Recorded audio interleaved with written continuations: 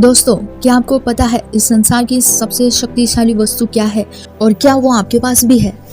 और अगर है तो क्या आप उसका प्रयोग करना जानते हैं? आइए इस कहानी के माध्यम से इन बातों को समझते हैं। एक दिन गुरुकुल के शिष्यों में इस बात पर बहस छिड़ गई कि आखिर इस संसार में सबसे शक्तिशाली वस्तु क्या है। कोई कुछ कहता तो कोई कुछ, और जब इस विवाद का कोई निर्णय नहीं निकला तो सभी शिष्य गुरुजी के पास पहुंचे। सबसे पहले गुरुजी ने उन शिष्यों की बातों को सुना और कुछ सोचने के बाद बोले, तुम सभी की बुद्धि खराब हो गई है, क्या यह अनाप शनाप प्रश्न कर रहे हो? इतना कहकर वे वहां से चले गए। हमेशा शांत स्वभाव में रहने वाले गुरुजी से शिष्यों ने इस तरह की प्रतिक्रिया की उम्मीद नहीं की। सभी शिष्य क्रोधित हो उठे और आपस में गुरुजी के इस व्यवहार की आलोचना करने लगे। अभी वे आलोचना कर ही रहे थे कि तभी गुरुजी उनके समक्ष पहुंचे और बोले, मुझे तुम सब पर गर्व है।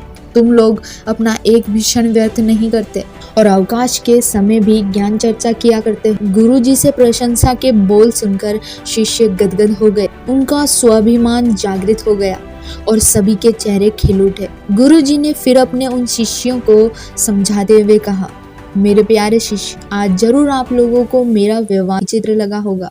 दरअसल मैंने ऐसा जानबूझकर आपके प्रश्न का उत्तर देने के लिए किया था। देखिए, जब मैंने आपके प्रश्नों के बदले आपको भला बुरा कहा तो आप सभी क्रोधित हो उठे और मेरी आलोचना करने लगे, लेकिन जब मैंने आपकी प्रशंसा की तो आप सभी प्रसन्न हो उठे। संसार में वाणी से बढ़कर दूसरी कोई शक्तिशाली वस्तु नहीं है। वाणी से ही मित्र को शत्रु और शत्रु को मित्र बनाया जा सकता है। ऐसी शक्तिशाली वस्तु का प्रयोग प्रत्येक व्यक्ति को सोच समझकर करना चाहिए। वाणी का माधुर्य लोगों को अपनी ओर आकर्षित कर लेता है। गुरुजी की बातों को सुनकर शिष्यगण संतुष्ट होकर लौट आए और उस दिन से मीठा बोलने का प्रयास करने लगे। तो इस कहानी से हमें यही सीखने को मिलता है, हमारी बोली या हमारी वाणी बेहद शक्तिशाली है। ज़रूरत है तो बस इसका सही प्रयोग करने की।